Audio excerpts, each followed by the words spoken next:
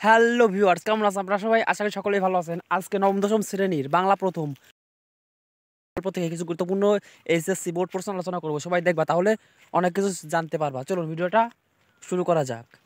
রবীন্দ্রনাথ ঠাকুরের জন্ম তারিখ কোনটি? সঠিক উত্তর 25শে বৈশাখ।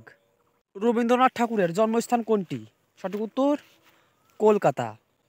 কোন রচনার জন্য রবীন্দ্রনাথ ঠাকুর নোবেল পুরস্কার পান? সঠিক উত্তর গীতাঞ্জলি। দেনা পাওনা গল্পে বর্ণিত নিরুপমার ভাই কয়টি? সঠিক উত্তর 5টি। নিরুপমার বাবার নাম কি? সঠিক উত্তর রামসুন্দর। নিরুপমার বিয়ের সময় বরপক্ষ কত টাকা প্রণ দাবি করে? সঠিক উত্তর 10,000 টাকা। দেনা পাওনা গল্পে কোন জিনিসটি কিছুতেই রামসুন্দরের মনের মতো হয় না?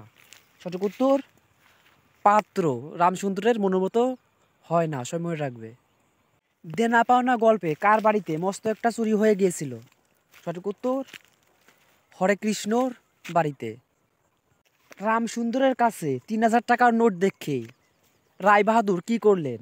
সঠিক উত্তর অট্টহাসি করে উঠলেন, সময় রাখবে। রায়বাহাদুরের বাড়ির বড় বউয়ের নাম কি?